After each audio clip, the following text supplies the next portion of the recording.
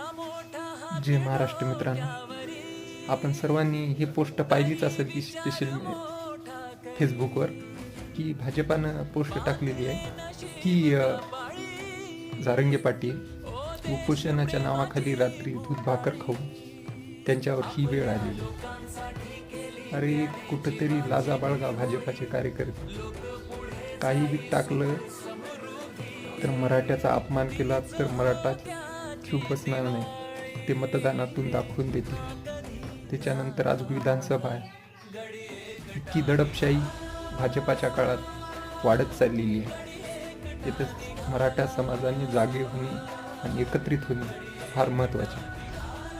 त्याच्यामुळं आत्ताच मराठा समाजाने जागृत होऊन मतदान करावे, काऊन की उद्या मतदान आहे आणि या माणसाचा विचार प्रत्येकानं करणं जरुरीचं आहे.